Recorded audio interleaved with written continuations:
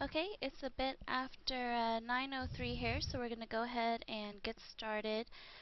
Again, today on our presentation, we're going to be discussing how to use MaxDiff, what exactly it is, and how you can benefit to use it in your research projects, and also add it to part of your research strategy. We'll also discuss how you can develop MaxDiff studies that provide unique data versus standard rating scales, and how MaxDiff studies differ from other trade-off analysis techniques. So what I'll be doing right now is I'll go ahead and have Nico Perosi again from Research Consulting to begin the presentation. So thank you very much. Okay, good morning, everybody. As Esther said, please give us any feedback if there's any audio or video issues as we're going through. But thanks very much for taking the time this morning to discuss this topic. I hope you get something out of it and find what I find in my work to be very useful tools. So just quick background on myself. As Esther said, I'm a partner at Outsourced Research Consulting. And we're a quantitative marketing research company, so a lot of my day is spent doing things like MaxDiff and conjoint analysis and segmentation and such. So I've found MaxDiff to be a very useful tool for my clients, and I'm going to show you some case studies of a few things today. And I hope you'll find a way that you can use it in your work as well. So let's go on here. Okay, so real quick on the agenda.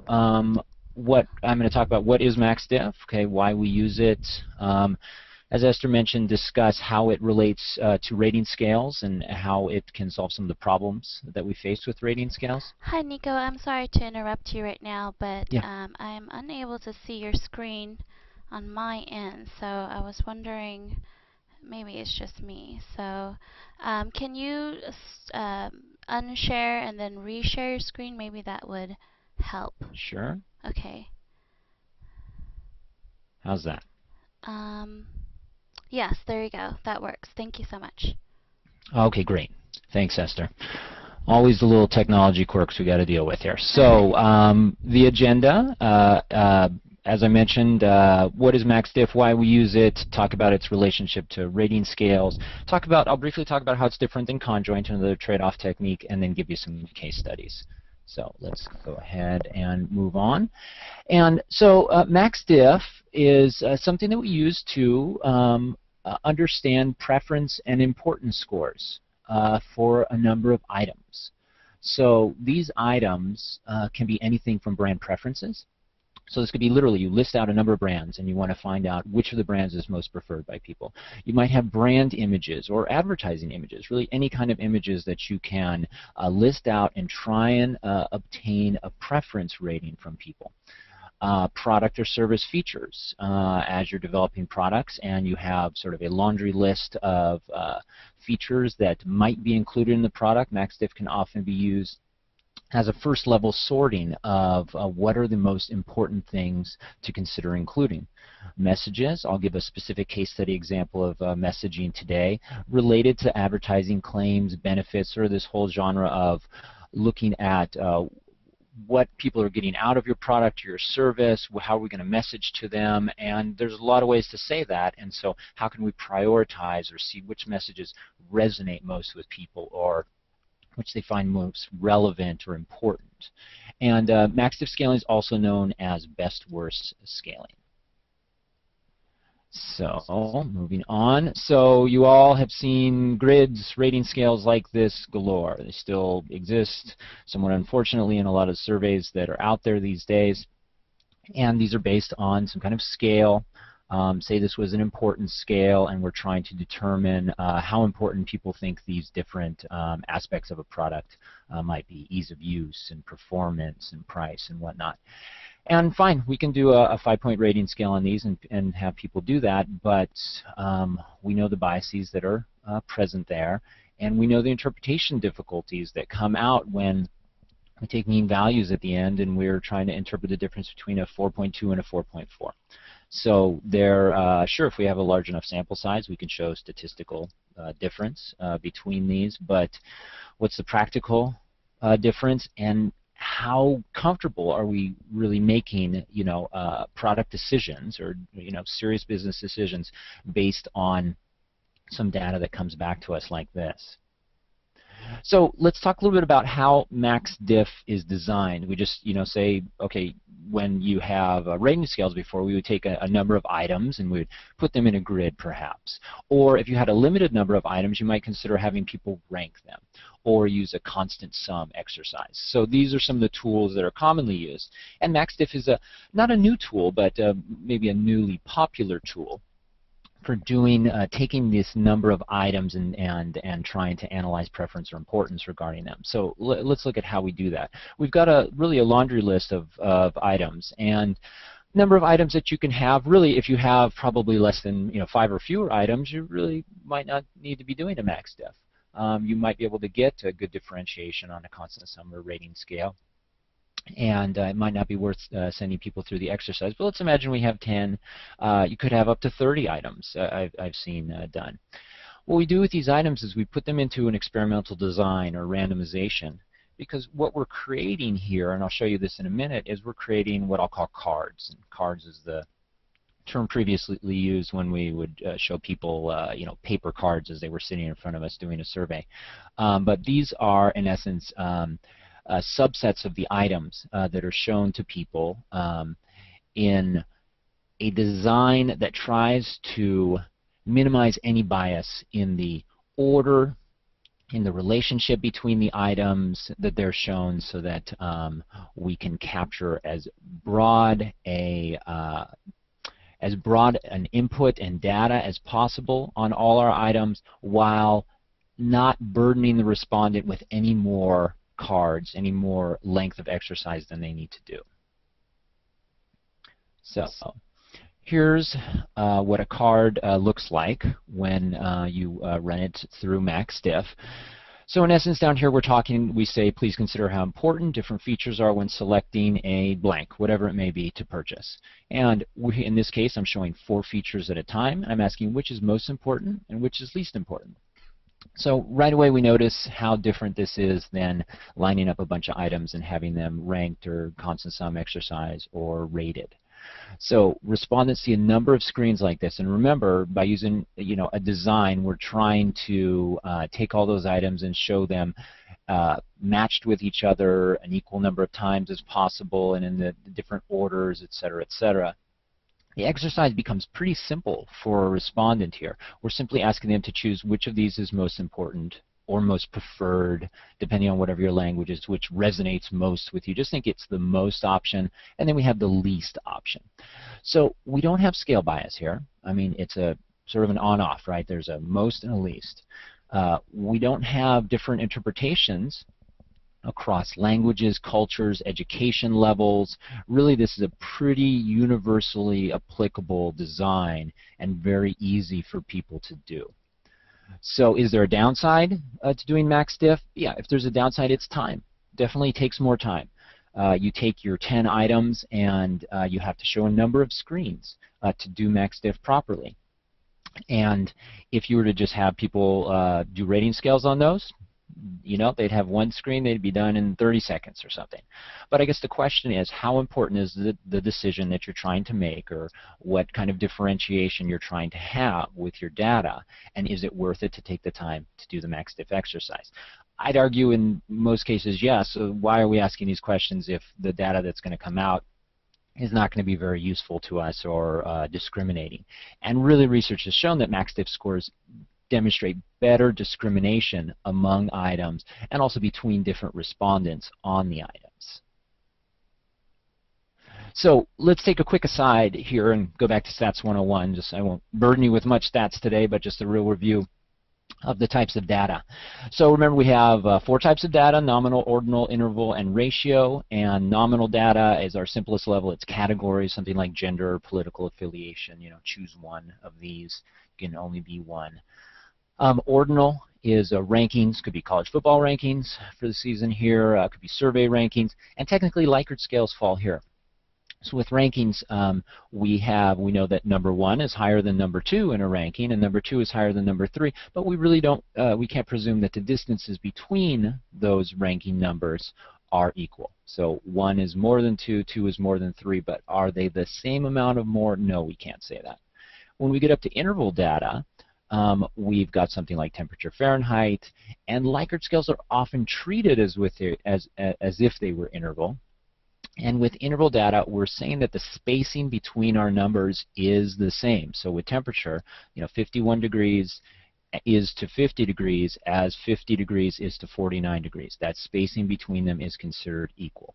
But what we don't have there, which we do have in ratio scale, which examples could be height or weight or temperature Kelvin for the physicists out there, and max diff scores, is the ability to say that in the case of weight, for example, someone who weighs 200 pounds weighs twice as much as someone who weighs 100 pounds.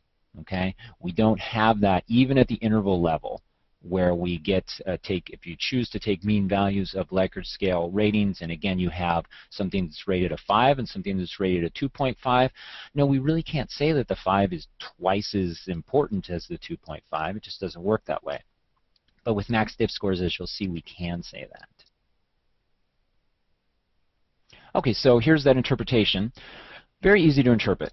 It's pretty common to place max diff scores on a 100-point common scale that sums up to 100. So we had all those items that we brought into our exercise before.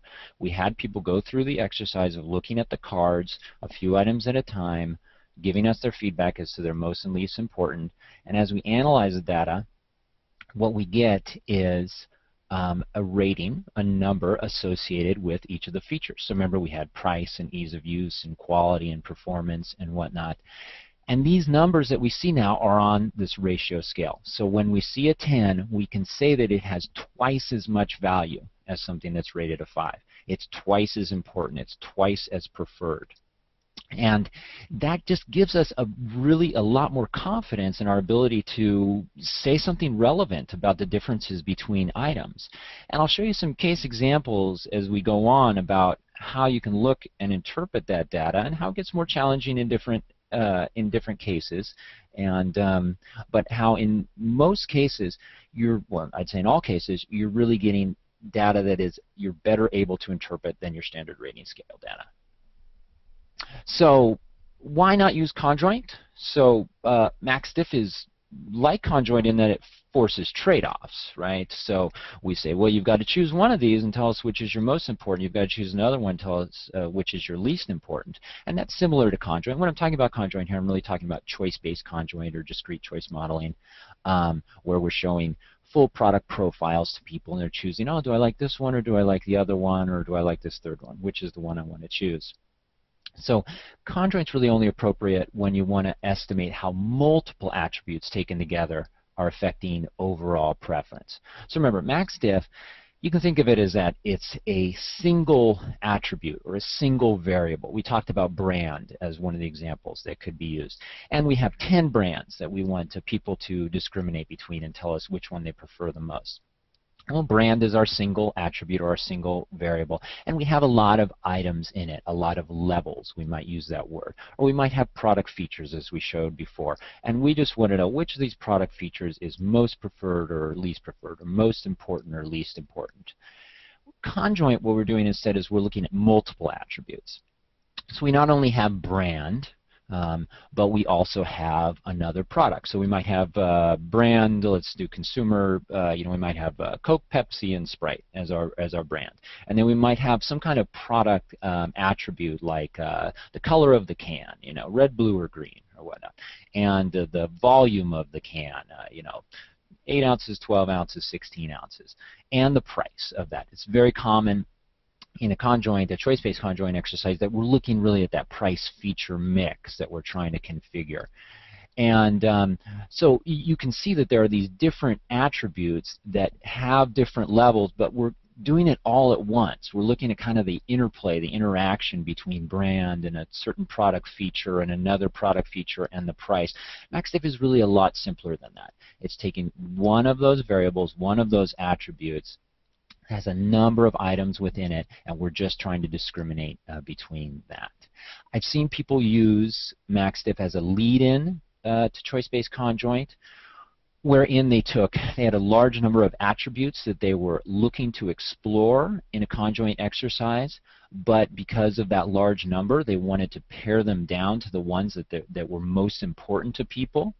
And so they took their long list of items, brought it into MaxDiff, reduced the list, brought those attributes then into a conjoint exercise where they could then drill down into the more specific aspects of the levels of those attributes, the levels of those variables. Okay, let me show you a few case studies now. The first one is about feature benefits, and this is a company called Data Robotics. I'll tell you a little bit about them. They were looking to test some benefits, and this is a pretty small MaxDiff. This one only had 7 items. So here's a little bit about Data Robotics. Thank you to them for allowing me to, share some of their data. It is masked later on, but there are some, some proprietary information that they allowed me to share here. So I want to give them their due. And in essence, they're a storage company, and they target creative professionals, prosumers, and SMBs. And they have a technology that they call Beyond RAID. So RAID, remember, is the redundant array of independent disks. It's the big storage stuff in the background that your IT guy has to manage. So Data Robotics instead has come with a solution that is sort of a self-managing storage. It's easier than RAID. It's a lot more affordable. It still has the redundancy and the safety of that, and it's got an expandability component that's very useful. So here's their product family, just to give you a sense of the type of boxes that we're talking about here. And this is a lot of information, but in essence, gives you a little bit of background on Drobo. The Data Robotics Drobo is their product line, and they've got some that are direct attached, some are network, and some are iSCSI for smaller, medium businesses. So imagine you've got all these products, and you've got this idea, this Beyond RAID technology. And you say, well, I got to figure out how I'm going to message this. What are the benefits that really most resonate with buyers? So they, took their ideas and they distilled them down into 7 statements here that sort of match back to those ideas that we saw above of simplicity and affordability and safety and I'm constantly running out of storage, the need to expand and grow, RAID is too complex, I need to ability to buy drives. You can see all these ideas that sort of match back to their product line. My data is valuable. And so all of these items then, here are our items. Single variable here, single attribute in essence, which we could just call benefits or messages, and has 7 levels in this case, 7 items. Take this into an experimental design and show 3 or 4 of these items at a time, probably 4 in this case. It's most common, just as an aside, to show 4 or 5 items are usually the typical number of items shown at a time. And take these 4 at a time and say which is best and which is worst. And then, rotate through those a few times so we really get a good sense of how people are trading off and differentiating between these. Put it through analysis. And as far as analysis, we'll talk about this a little bit later, also when Esther shows what they're doing these days. And in my case, I pulled out the data and I put it through what's called hierarchical Bayes. This is something you could do through SPSS or SAS or Sawtooth software or something, but it's an analytic technique that takes this information and provides these sort of utility values of it, these 100-point scale values that we're then interpreting. And here's what it looks like. You can see I've had to strip out, which items won here. That was the deal with showing their data. But this is the actual data of how things split out. So the first thing to notice is in that column there that says average, we add up to 100. So this is our ratio scale that I was talking about. So I've put some upper and lower bounds here as examples. But what we can say is we can start to say, oh, for example, oh, item 1 that's at a 28.7, that's 24% more preferred than item 2. And you know what? It's 89% more preferred than item 3. Wow, that's a pretty clear winner. I don't get to say stuff like that when I do rating scales of which of these do you like best. Maybe I could rank them also, right? But can I really say then that, you know, that item 1 was almost 90% more preferred than item 3 if I had rankings? No, I can't say that. So this is the level of data, the level of interpretation that you're able to take from this. And they were able to make some very clear decisions based on this. Wow, we've got this top message, we got a second message that's really good too. Then we go down to this sort of middle tier, items 3, 4, and 5, that are, you know, at a less preferred. They resonate less with people, but they're still okay. And then we got a couple items, you know what, let's toss those. We don't need to run with these items. Obviously, those aren't really the top-of-mind things that are resonating with people. Okay, here's another case study. So this is a big billion-dollar technology company. And they were doing a line extension, and this was sort of that level sort. They said, okay, which features do customers most want? This MaxDiff had 11 items in it. Okay, so here's some, can't quite reveal the exact product here, but obviously it has to do with, you know, a Web 2.0 sort of product here. There could be capacity, there's sharing of applications, having meetings, you know, how important is support? Do you want to access the software from a smartphone? You can see they've got lots of different things. We got all these features that we could put in this, and let's try to sort them out and figure out what people really prefer to have. So same deal. The idea here is just features. We've got 11 of them. We put them into a design. We show people a number of cards, and they go through this trade-off exercise to help us determine really what is most preferred. So here's the results for this one. So you can see as you start to get more and more items in your MaxDiff, and you put them on the 100-point scale, the ratio scale, you start to get less differentiation, right? I mean, because we're having to distribute that 100 points across all of these items. So the differentiation that we see starts to shrink, but you can still see some items that are doing better than others. I mean, again, using our idea of the ratio scale, this item up here, items 1 and 2 that are about 14, are really twice as preferred, right, as these items that are down here around 7. So again, if we threw 11 items into a rating scale, into a grid, and people were just rating them, what? And we'd get some 5s, we'd get some 4s, maybe we'd get a 3 in there or something. And probably most of our averages would be, again, in that 4-point-something range. We'd have a much harder time differentiating these. Here we get a lot better clues. Again, I included the 95% lower and upper. And notice that we have some variability here. So this is sort of jumps out. We say, huh. I wonder what's going on here. These aren't really that tight of ranges. So we say, okay, did I have a small sample size? Number one question that could occur. And from what I remember of this study, it was a reasonable sample size of 300 people or whatnot. So that's really not the issue here, likely. So we could be pointing out some individual differences. So here's where you can, and we're not really going to talk about this. We don't have time to talk about this today. But here's where you could take this data and do some segmentation with it to see if you can tease apart whether there are subgroups within your total population that have different preferences. Maybe we had different company sizes that wanted different things. Maybe we had different job titles or areas of responsibility that wanted things.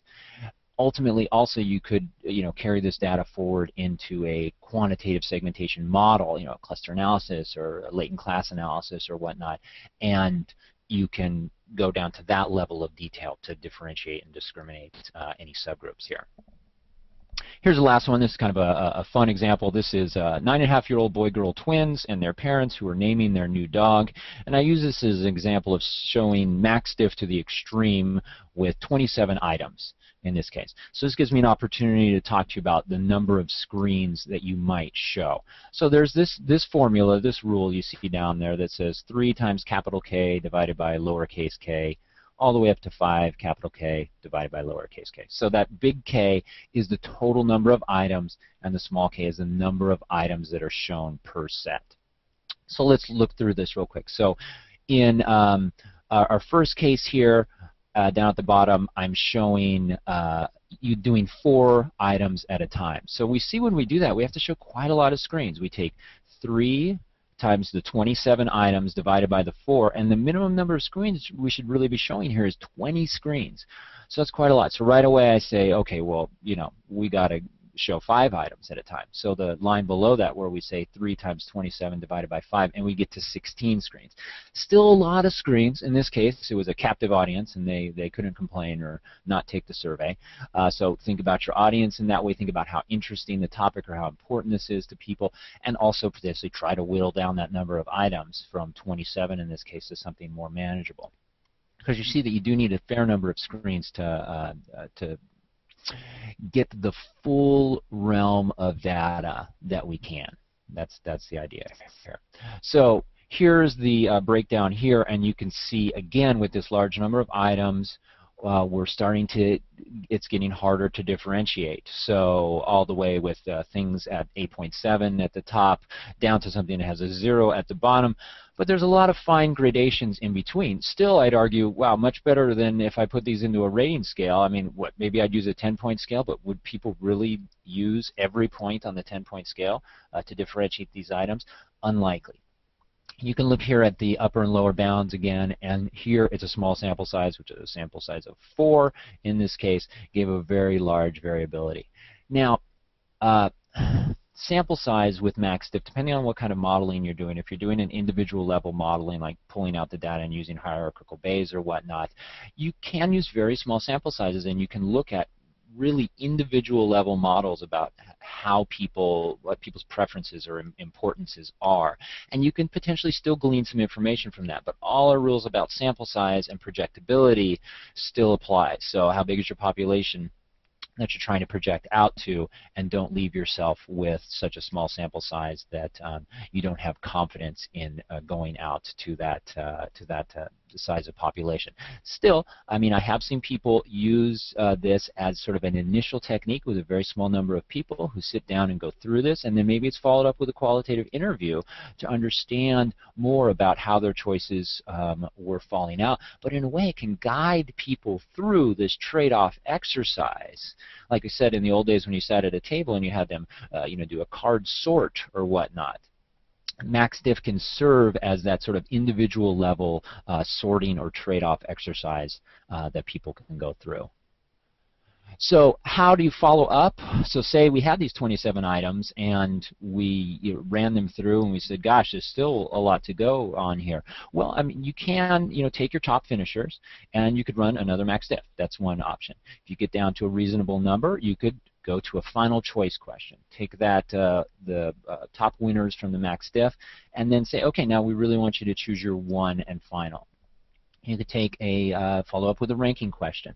So you see, as we get the number of items down to a more reasonable number, you can use other more common techniques to try and find your final winner there. Okay, that's it for my part. I'm going to pass it back to Esther now, and then she's going to demonstrate some things, and then we'll open it up to questions. Thank you very much, Nico. Just 1 second here as I try to switch this over to myself. And I believe we definitely learned a lot there, so that's great with the results there. So we really appreciate you breaking that down for us. So let's see here.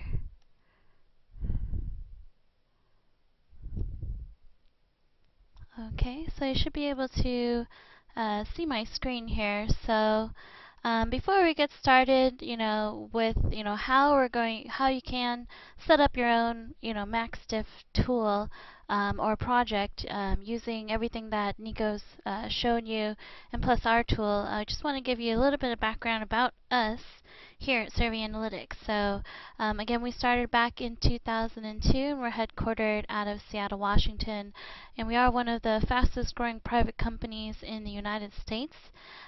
We are on Puget Sound Journal's top 12, actually top 100 in Washington.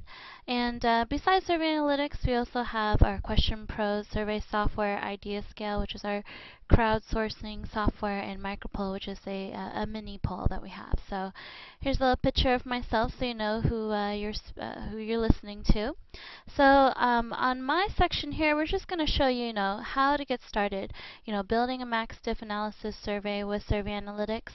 We're also going to look at as an example that we've put together, and how you can review the max diff tools that we have, and what kind of reporting tools that you can have. And then we're going to open up to some question and answers with both Nico and myself, and then give you a conclusion. So we'll be done here pretty shortly. Again, if you guys have other questions or would like to give any feedback, you can go ahead and post that in the questions or chat box at this time. Or later on, if you'd like to shoot us an email, we'd be happy to respond that way as well. So building a max diff analysis with us is very, very easy to do. So I have an example here of an airline industry. If you are to choose a flight, not based on price or time, but more likely the features that come along with the ticket, what are the additional features that you would most likely make yourself choose one particular airline over the other. So what we've done here is we've, instead of using brand as the example, we've used just some features or attributes of the flight itself. So here we have just kind of selected 6 different ones. So, and we've targeted, most and least at this point. So what you want to do is just make sure that you determine the number of features and attributes that you want to use. Again, you can use up to 30 if you like. In our case with our tool, I would recommend to keep it, a little smaller if you would like, because usually the longer the list, the more likely it would take, in terms of time, it would take a lot longer for a respondent to answer what they like the most and least from a very large list. So that's the very first step that you'd want to take. The second thing that you would need to do is just set up your max diff question. This is just a screenshot of our template, and it's very simple. All you need to do is add your question type, which you saw earlier, and then you add your 6 different attributes below.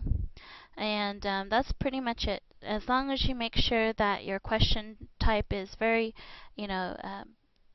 very explicit in terms of what you need them to do, you should be able to describe that, and they should be able to understand this very well.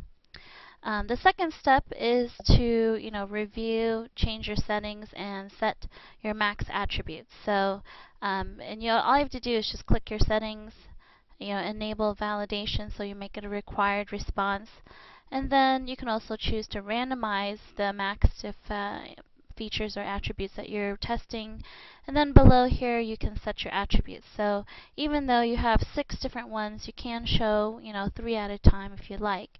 And in this case, I'm actually just going to show all 6, but you can actually click the drop down box and choose 2 to 5 or all if you like.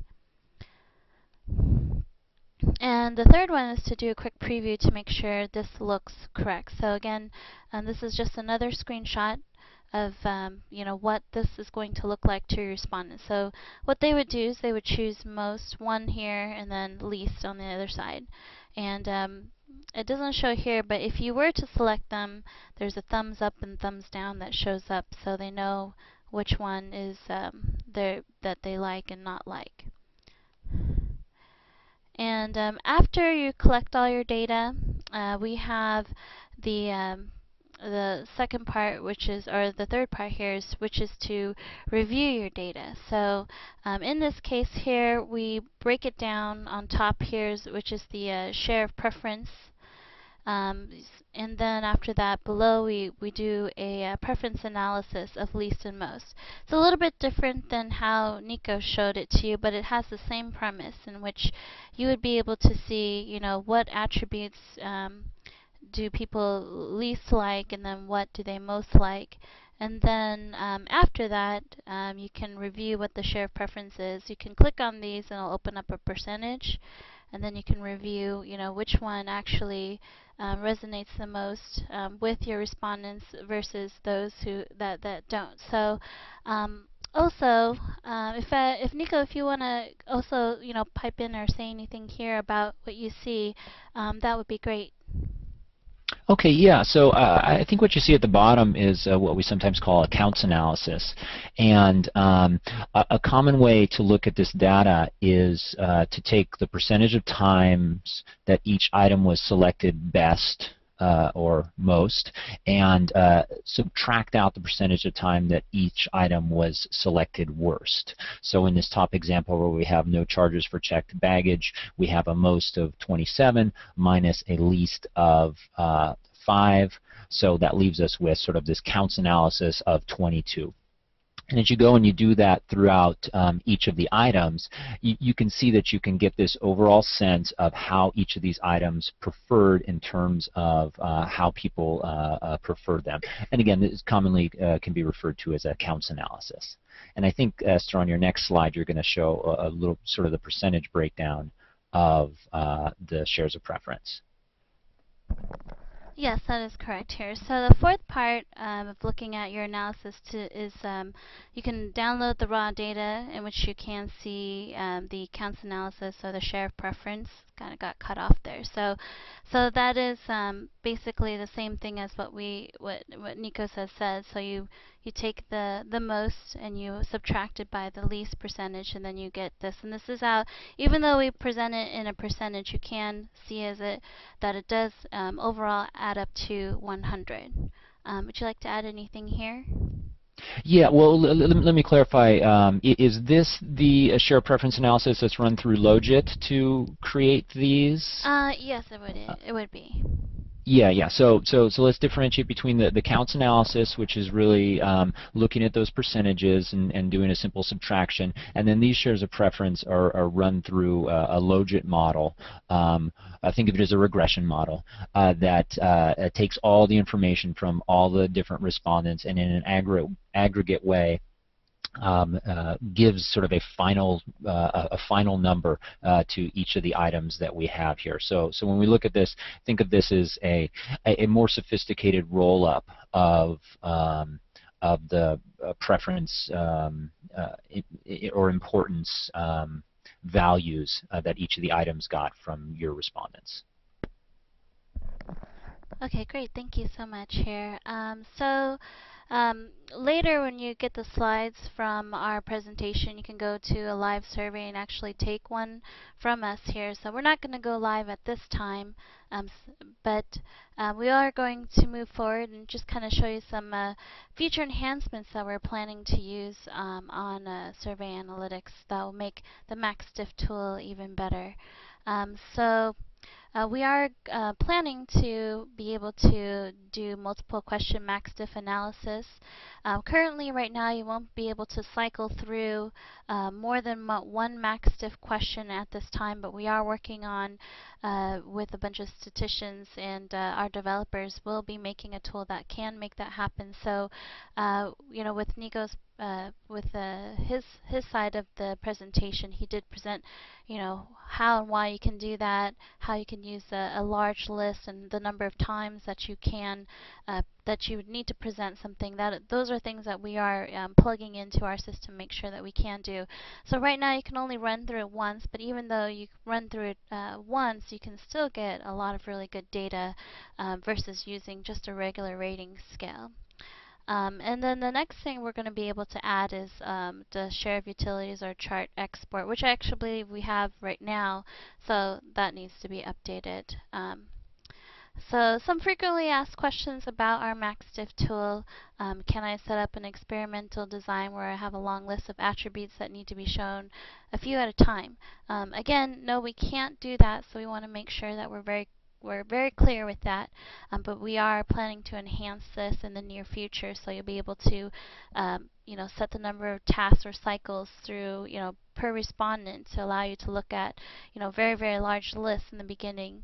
And of course the next question a lot of people ask, what kind of utility estimation model does your system use to calculate the share of preference? And again, we do use the Logit regression analysis to have that and that again is plugged in from behind to make sure that that is done correctly. So um, besides, this is just some feature highlights that are included with the MaxDiff analysis. So, you don't have to just run a MaxDiff question. You can actually run an entire survey. You can even set it up with a discrete conjoint analysis question. So you can be very specific and add even more. Any kind of question type you've ever thought of using, you could also include that. So we make our surveys here very interactive. So that's a very good tool to know about. So it's not just MaxDiff, it's everything all into one. So if you guys are interested, we can always talk about that later. At this point, we are going to open this up to any questions that anyone might have. I don't see any questions on my end. Nico, do you see any questions on yours? I do not. Okay, that's fine. So what you guys can do is you can post questions either in the chat or question control panel, and then we would be more than happy to answer them here. Or if you would like to email us directly, we do have Nico's email and also mine here, and we can also do follow-up emails with everyone who has attended this presentation. We are going to post up a blog which will include a link of the recording, so you can review and share this with team members that are very interested in the MaxDiff tool and how to start a MaxDiff study. So it looks like we do have a question that came through.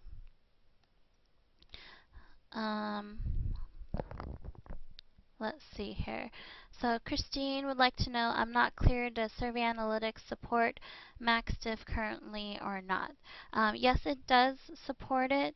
It only supports it on a one cycle level, so if you need to run through it more than once, we wouldn't be able to do that, but you can still use it, like if you need to do just a very simple list, you can still use it. I do have very high-end customers that are currently using it in their projects, and they're very, very excited and very happy with the tools that they have. So, so that is available.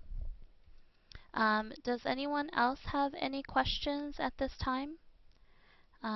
So if there are no questions, that's fine. Again, feel free to jot down our email and go ahead and shoot us an email.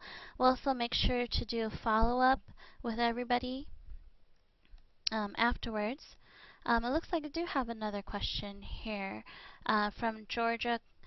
Which analysis or command do you use to run MaxDiff in SPSS or PASW?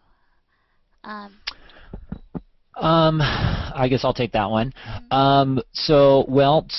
Two things. One, there's the design. Now, I don't use either of those tools to do this, but my understanding in SPSS is that they have what's called OrthoPlan, and that will allow you to set up the experimental design to run the data.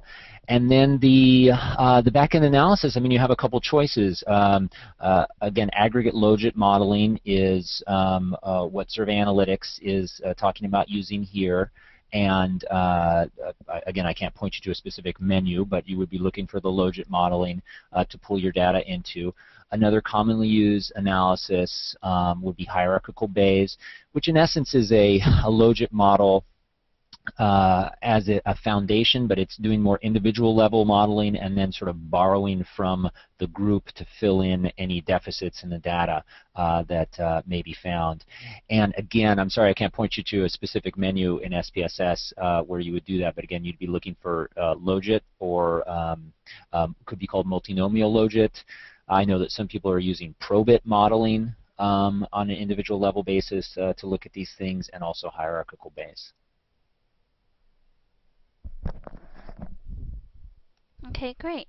So if there are any other questions, feel free to write those in.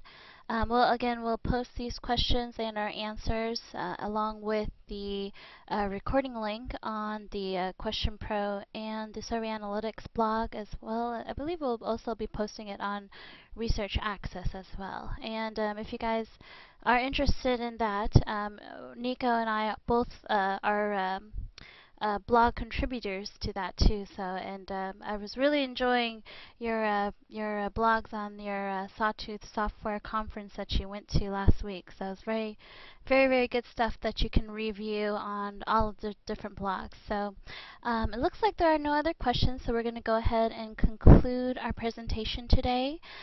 So again, thank you so much everybody for attending.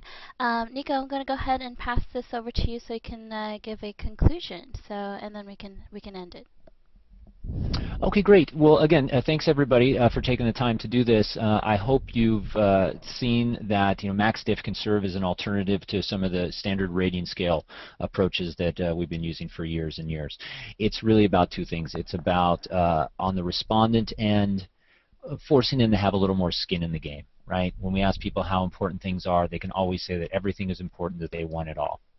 When we use MaxDiff, we're asking them to make trade-offs, which creates a more realistic situation as to what they're going to encounter in the market. You can't have it all. On the back end, we have analytics that allow us to get data that we're better able to differentiate. So when we look at MaxDiff data as compared to rating scale data, we can make those decisions about which features make the cut and which don't a lot better than we could using some of the standard rating scale methods, or really when we get into a larger number of items, constant sum or ranking questions as well. So I hope you see the utility of it. Try it out, test the data for yourself. Hopefully the case studies were useful for you to see how people are using this in the real world. And that's it. Thank you very much. Thank you very much, Nico, and thank you everybody for attending, and have a wonderful day. Bye-bye. Okay, bye-bye.